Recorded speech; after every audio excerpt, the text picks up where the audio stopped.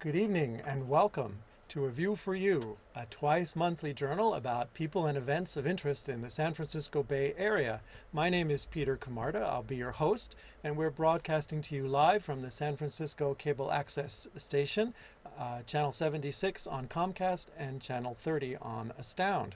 Tonight I have a special guest who is Urso Chappell. Urso is a World's Fair specialist, the founder and producer of ExpoMuseum.com, and Urso is going to talk to us tonight about World's Fairs and some of the things that are coming up in Shanghai and some of the things that have gone on in the past. So I guess I'll begin, Urso, by asking you how you first became interested in World's Fairs.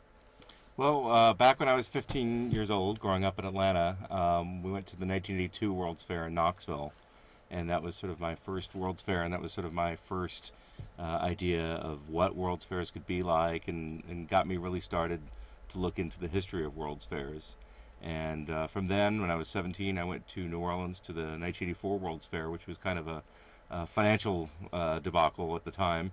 Unfortunately, it was the first World's Fair to declare bankruptcy during its run, but I figured if I like that World's Fair, which is considered like one of the biggest disaster World's Fairs of all time, I must like them. And then when I was in college, when I was 19, I flew to Vancouver and went to Expo 86, which was my third World's Fair, and that's when I saw the real potential of a World's Fair and how it really could work, and how powerful they can be. And that sort of started me on my way, and I've been studying World's Fairs and designing things for World's Fairs ever since. And we actually have a World's Fair site here in the Bay Area too, don't we? We have 3 World's Fair sites. Oh, tell us more about that. The first one was the 1894 California Midwinter Exposition, which is where the in Golden Gate Park at the music concourse now, and the Japanese tea gardens is left over from that, as well as the whole area where the parking structure is now was the main area of that.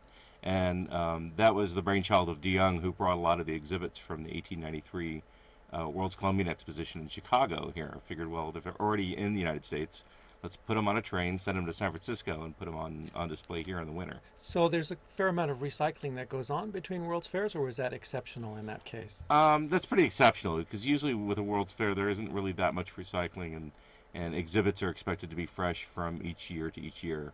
And they've really evolved over the years, since the first one in 1851 in London. And there wasn't even an international body that sanctioned World's Fairs until you get to the 1930s. So that was sort of the Wild West days of World's Fairs. And it was kind of, that 1894 one in Golden Gate Park was kind of a smaller one, and not as many people know about it. One of the ones that people might know more about is the 1915 Panama Pacific Exposition, which was in the Marina District. They really built the marina for that, didn't they? Or they put in a lot of landfill to create that exposition? Yeah, a lot of the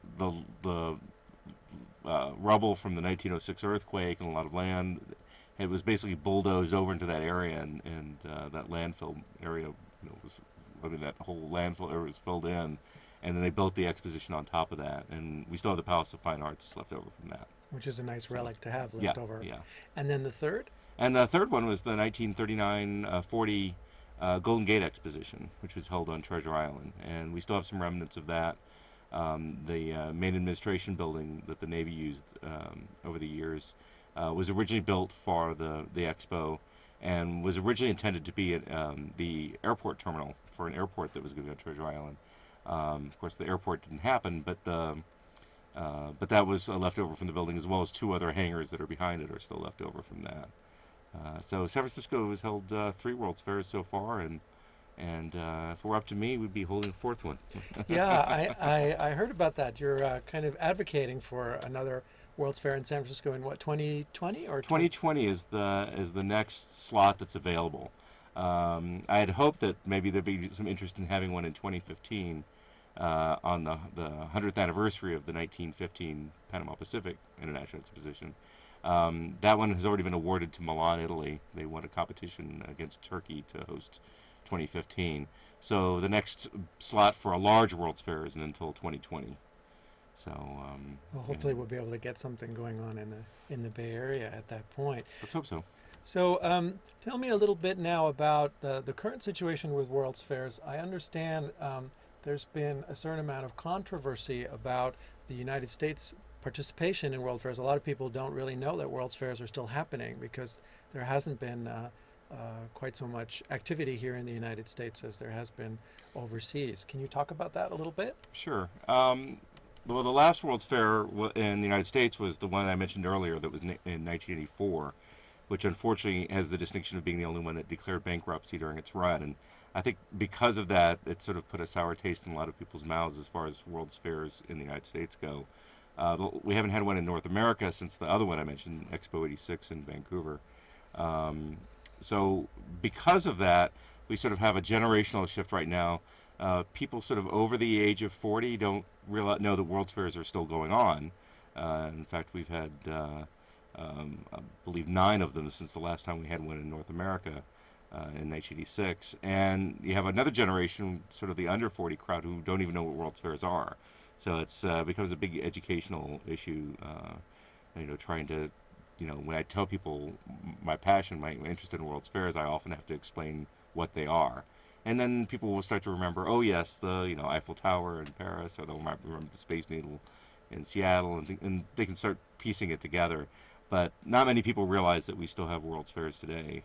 And right now, it looks like Edmonton and Calgary are competing against each other to be Canada's bid for a small World's Fair in 2017. Which will be the anniversary of Canada's... Yeah, of their confederation. Of their confederation. So Montreal hosted Expo 67, which was the centennial, and a lot of Canadians really remember that. And World's Fairs are very popular in Canada, and there's still very happy memories from that. So my hope is that maybe Edmonton or Calgary, I suspect it'll be Edmonton, we'll get 2017, and then maybe Americans will look over the border with a little bit of envy and look toward 2020, 2025. Well, it would be nice to bring it back to North America, at least occasionally. I've been to Montreal, and I think the World's Fair was also responsible for their subway system. I think they developed that in anticipation of the crowds for the World's Fair. So it can bring a lot of benefits, I think, that people don't anticipate. A lot of times when a city holds a World's Fair, they work in a lot of projects to sort of coincide with it. Montreal did that with their subway. Vancouver also did it with their SkyTrain, which is kind of the equivalent, their elevated trains. They debuted them at Expo 86 in Vancouver. And even now that they're getting ready for the Winter Olympics in 2010, they're adding another line to sort of coincide with that. So you still have that. And then with the next World's Fair in Shanghai, they're planning on going from somewhere like 4 lines to 9 lines and have them all ready in time for Expo 2010. So it can really be a major stimulus for urban development and for municipal improvements in the different communities that sponsor the World's Fairs. Yeah, that's how they're often sold, and there was always a lot of infrastructure developments, and the site itself, of course, is very important. Those that have been to Seattle Center in Seattle sort of know that area, and and here in San Francisco, we certainly know the Music Concourse at Golden Gate Park, and the Marina District, and how those have changed.